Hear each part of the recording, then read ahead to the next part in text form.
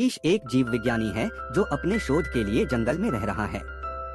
एक दिन काम करते समय उसे एक जहरीले सांप ने काट लिया।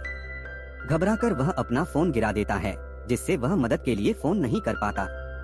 हताश होकर वह धाव से विष बाहर निकालने की कोशिश करता है, लेकिन इससे कोई फायदा नहीं होता।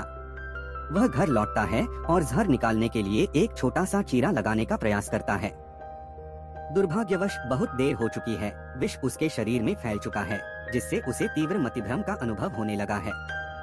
वह कई दिनों तक लेटा रहा, यहाँ तक कि उसे लेने के लिए वैज्ञानिकों की एक टीम भी यहाँ आई थी। वह जानता था कि क्या हो रहा है, क्योंकि वह अभी भी जीवित था, लेकिन उसके शरीर में इससे लड़ने की ताकत नहीं थी। वह हिम्मत करके उन्हें पुकारता है, लेकिन कोई आवाज नहीं निकाल पाता। इसी तरह वे सभी यह पाते हुए चले गए कि ईश यहाँ नहीं है। दृश्य बदल जाता है और कुछ दिनों बाद यह पता चलता है कि उसके द्वारा किए गए कट ने उसके शरीर से जहर को बाहर निकालने में मदद की। उसके मस्तिष्क पर जहर का प्रभाव भी ठीक होने लगा, हालांकि उसे अब भी कभी कभी मतिभ्रम का अनुभव होता था।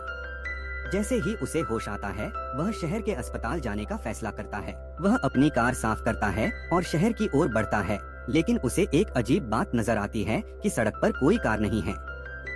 जब वह शहर में पहुंचता है तो उसे वहां कोई भी जीवित इंसान नहीं दिखता। सभी इमारतें खाली थीं। यह देखकर वह घबरा गया।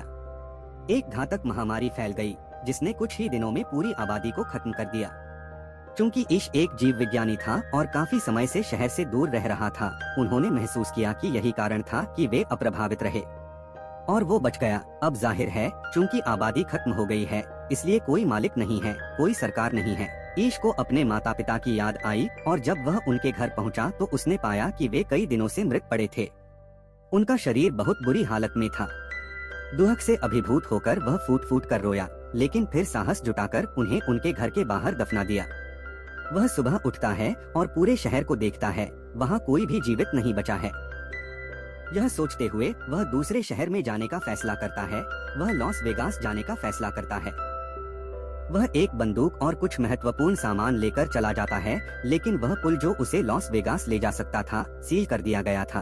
वह क्रोध से भर गया, लेकिन लॉस वेगास तक लंबी यात्रा करने के बाद उसने पाया कि वहाँ भी सभी लोग मर चुके थे।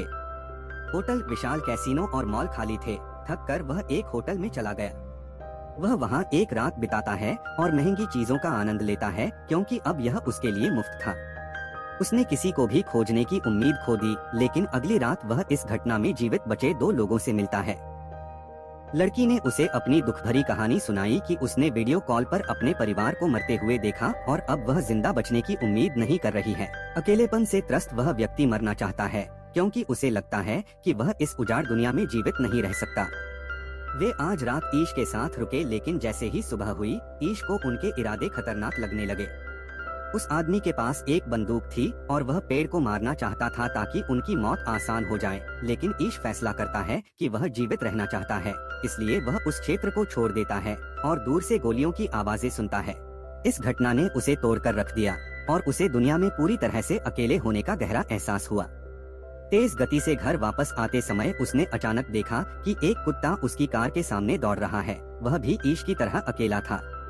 ईश इसे अपना साथी बनाता है और इसे जीने की नई उम्मीद मिलती है। ईश ने अपना नया जीवन शुरू किया। उसने जीवन रक्षा से संबंधित पुस्तकें पढ़ना शुरू किया और उसके पास भोजन की कोई कमी नहीं थी। कमाने की कोई जरूरत नहीं थी। वह प्रतिदिन काम के समय कस्बे में घूमता रहता है, इस उम्मीद में कि कोई जीवित बच जाए, लेकिन वह रोज निराश होकर लौटता है। एक दिन वह अपने कुत्ते के साथ खिड़की के पास खड़ा होकर चाय पी रहा था। उसका कुत्ता अचानक भौंकने लगता है। इसका मतलब है कि उसे कोई दिखा है। दूर स्थित एक घर में धुआं उठ रहा था, जिसका मतलब साफ था कि वहाँ कोई हो सकता है। वह जल्दी से अपनी कार सड़क से हटाता है और एक घर की ओर जाता है जिसमें से धुआं उठ रहा है।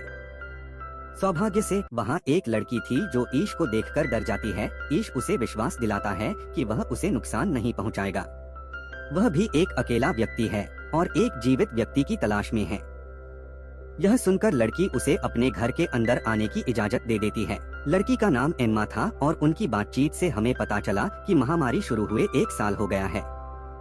एम्मा और ईश ने इस पूरे वर्ष में अपने अलावा किसी अन्य जीवित व्यक्ति को नहीं देखा। वे खुश थे कि उन्होंने एक दूसरे को पा लिया, अन्यथा अकेले जीवन बिताना मुश्किल था। वे अवसाद में डूब रहे थे क्योंकि मनुष्य स्वाभाविक रूप से सामाजिक प्राणी हैं और उनके एकाकीपन ने उनके मानसिक स्वास्थ्य को गंभीर रूप से खराब कर दिया है। उन्होंने ईश के घर पर एक साथ रहने का फैसला किया क्योंकि जनरल स्टोर ईश के घर से थोड़ी दूरी पर था और उन्होंने अपने घर पर इतनी सारी चीजें संग्रहित कर रखी हैं जो उनका जीवन आसान बना सकती हैं। एम्मा भी ईश के घर आती है और साथ रहते हुए उनका जीवन बेहतर हो गया है। एम्मा कई तरीकों से ईश की मदद करती है। वह उसकी शक्ल सूरत सुधारने में मदद करती है और यहाँ तक कि उसके घर की मरम्मत भी करवाती है। वे सुबह उठकर एक साथ काम करते हैं और अपना लक्ष्य पूरा करते हैं। वे यह भी समझते हैं कि अब वे इस दुनिया में अकेले हैं, इसलिए उन्हें जनसंख्या भी बढ़ानी होगी। पहले तो यह आपसी सहमति से लिया गया निर्णय था, लेकिन जब ईश को इसके बारे में पता चला तो वह भयभीत हो गया। उन्हें डर था कि क्या उनके बच्चे इस अजीब दुनिया में जीवित रह पाएंगे। एम्मा उसे प्रोत्साहित करती है कि सब कुछ ठीक हो जाएगा। एक जीव विज्ञानी के रूप में ईश ने बच्चे को जन्म देने के तरीकों पर किताबें पढ़ना शुरू कर दिया, क्योंकि वह जानता था कि वे अकेले हैं, इसलिए वे यह सब स्वयं ही करना होगा। इसके साथ ही वे अपने घर को भी उत्तम बना रहे थे। ईश ने लगातार बिजली पैदा करने के लिए सौर पैनल भी लगाए। अब चूंकि महामारी को कई साल बीत चुके हैं, शहर जंगलों में बदल रहे हैं और जंगली जानवर शहरों की ओर जा रहे थे। यह उनके लिए खतरा बन रहा था। इसीलिए उन्होंने अपने घर के चारों ओर बाड़ बना ली और अपनी सुरक्षा के लिए कुछ हथियार भी रख लिए। वे अपनी आवश्यकताओं की पूर्ति और स्वयं को व्यस्त रखने के लिए पालतू जानवर भी रखते थे। मनुष्य के न आने से आसपास का क्षेत्र हरा भरा हो गया और हवा भी साफ हो गई। उनका स्वास्थ्य भी बेहतर हो जाता है, उनका जीवन भी सही रहता है। लेकिन फिर एक दिन उन्हें एक समस्या का सामना करना पड़ता है। अनजाने में शहर में बड़ी संख्या में चूहे दिखाई दिए और उन्हें देखकर ईश घबरा गया। चूहों को अपने घर से दूर रखने के लिए ईश अपने घर के आसपास का कूड़ा जलाना शुरू कर देता है। वह ऐसा केवल एक रात के लिए ही कर सकता है। एम्मा उसे समझाती है कि हम इसे सुलझा लेंगे। जैसे ही सुबह होती है, ईश बाहर निकलता है और अपने घर के आसपास कई बिल्लियां छोड़ देता है। बिल्लियां चूहों को खाना शुरू कर देती हैं और अंततः वे इस समस्या से भी बाहर निकल जाते हैं। अंततः वह दिन आ जाता है जब एम्मा को बच्चे को जन्म देना होता है। ईश यह सब संभालता है। अब हमें दिखाया गया है कि एम्मा एक लड़की को जन्म देती है और वे उसे देखकर खुश होते हैं। उन्हें जीने की एक नई आशा मिलती है। इसके बाद वे सड़क पर निकल जाते हैं और अपना पता लिखते हैं। उम्मीद है कि जीवित बचे लोग भोजन और पानी के लिए अपने घर तक पहुंच सकेंगे। और इस तरह 6 साल बीत गए। ईश किसी काम से जंगल की ओर जा रहा था कि अचानक उसकी गाड़ी के सामने एक जंगली जानवर आ गया। ईश डरकर बाहर आया और जानवर को देखा। वह अभी भी जीवित था। वह पीड़ित था, इसलिए ईश ने उसके लिए यह आसान बना दिया कि वह उसे गोली मार दे। एक लड़की दूर से ये सब देख रही थी। यह आवाज सुनकर वह डर जाती है और जंगल के अंदर भाग जाती है। ईश उसे भागते हुए देखता है और तुरंत उसे पकड़ने के लिए उसके पीछे दौड़ता है। लड़की को लग रहा था कि ईश उसे नुकसान पहुंचाएगा, लेकिन ईश ऐसा नहीं था। वे भी जीवित बचे लोगों को ढूंढ रहे थे। जब वह इस भूखी लड़की को एक सेब देता है तो वह समझ जाती है कि ईश बुरा नहीं है। ईश उसे अपने साथ घर ले जाना चाहता है, लेकिन वह उसके साथ कार में नहीं बैठी बल्कि डिक्की में बैठी। घर पहुंचने पर पता चलता है कि लड़की के लिए ट्रंक से बाहर आना आसान नहीं था। घर पर हमने देखा कि एम्मा और ईश के 2 बच्चे हैं और अब वे तीसरा बच्चा भी पैदा करने वाले हैं। पूरे शहर में उनके द्वारा लिखे गए पते के कारण जॉर्ज और मॉरीन नाम के 2 और जीवित बचे लोग उनके साथ रहने आ जाते हैं। अब पिछले 1 साल से वे ईश और एम्मा के साथ रह रहे हैं क्योंकि उनके पास सब कुछ है। जिस लड़की को ईश जंगल से लाया था वह अभी भी कार में थी। उसने रात भी ट्रंक में बिताई। सुबह जब मॉरीन उसे खाना देने आती है तो वह डर जाती है और खाना फेंक देती है। मॉरीन उसे शांत करती है और अपनी कहानी बताती है कि वह और जॉर्ज महीनों तक इस एकाकी दुनिया में भटक रहे थे। फिर उन्हें ईश और एम्मा का पता मिला और वे उनके साथ रहने लगे। वह उसे बताती है कि वे बहुत अच्छे हैं और किसी चीज की कोई कमी नहीं है। यह सुनकर यह लड़की शांत हो जाती है और उनके साथ खुलकर बात करती है। अजीब बात यह थी कि लड़की ज्यादा कुछ नहीं बोल रही थी और उसने अभी तक अपना नाम भी नहीं बताया था।